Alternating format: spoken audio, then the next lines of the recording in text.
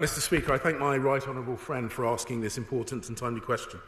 Yesterday, on the 19th of July, the UK government joined like-minded partners to confirm that Chinese state-backed actors were responsible for gaining access to computer networks around the world via Microsoft Exchange servers. As the Foreign Secretary made clear in a statement yesterday, this cyber attack by Chinese state-backed groups was reckless, but sadly a familiar pattern of behaviour.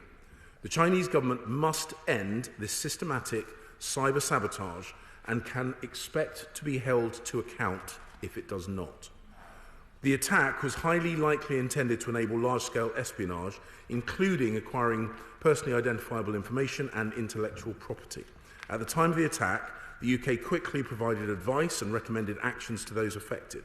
Microsoft have reported that at the end of March of this year, 92% of customers had installed the updates which protected against the vulnerability. As part of this announcement, the UK also attributed Chinese Ministry of State Security as being behind activity known by cybersecurity experts as APT-40 and APT-31. Widespread, credible evidence demonstrates that sustained irresponsible cyber activity emanating from China continues. The Chinese government has ignored repeated calls to end its reckless campaign, instead allowing its state-backed actors to increase the scale of their attacks and act recklessly when caught. Statements formally attributing Chinese responsibility for the Microsoft Exchange attack and actions of APT-40 and APT-31 were issued by the EU, NATO, the UK, Canada, the US, Australia, New Zealand, Norway and Japan.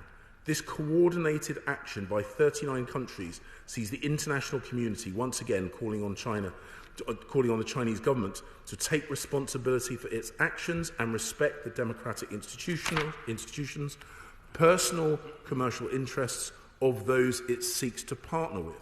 The UK is calling on China to reaffirm the commitment made to the UK in 2015 as part of the G20 not to conduct or support cyber-enabled theft of intellectual property or trade secrets.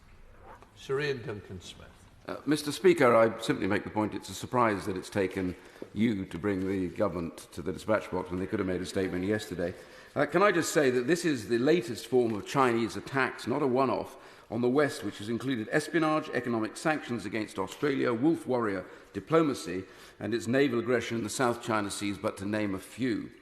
So some questions for my right honourable friend. Could he explain why the government didn't come yesterday to make this statement? And given this is an aggressive attack, why is the government allowing the UK's largest silicon chip manufacturer, Newport Wafer Fab, to be bought by a Chinese firm when they know very well what they're up to?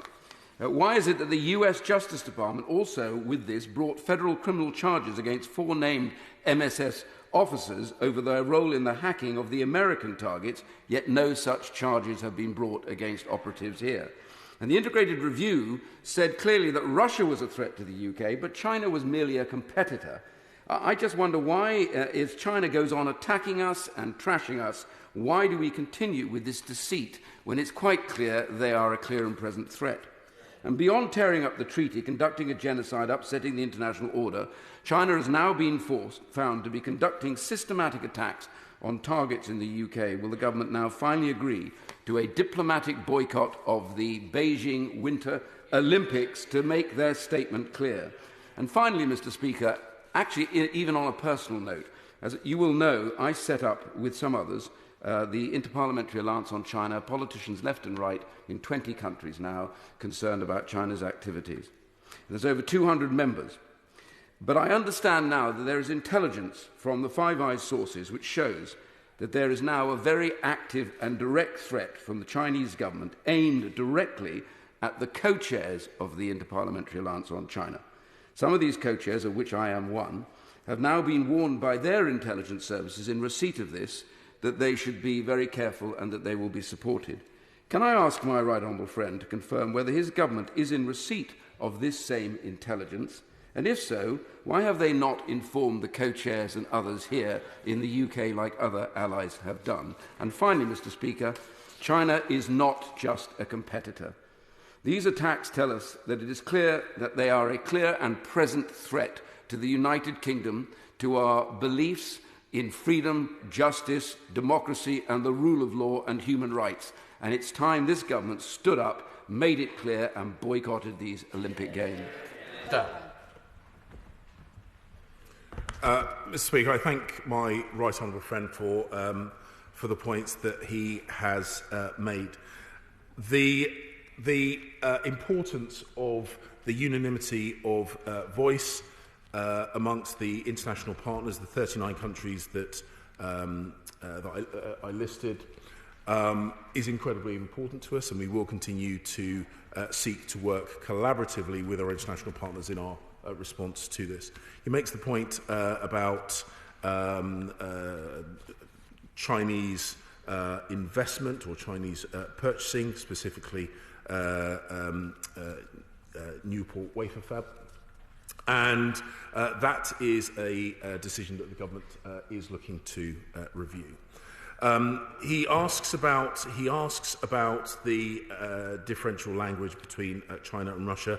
Our response is based on the actions, and we will continue to act robustly to any and all cyber attacks that occur, and we will. And he will understand, I'm sure, that I am not necessarily going to go into details here and now about what further measures we might take, because to do so might undermine their effectiveness. But we will continue to work with international partners. And as I said in my answer to his question, the Chinese government should expect to be held accountable if it does not come back into the compliance of norms of behaviour.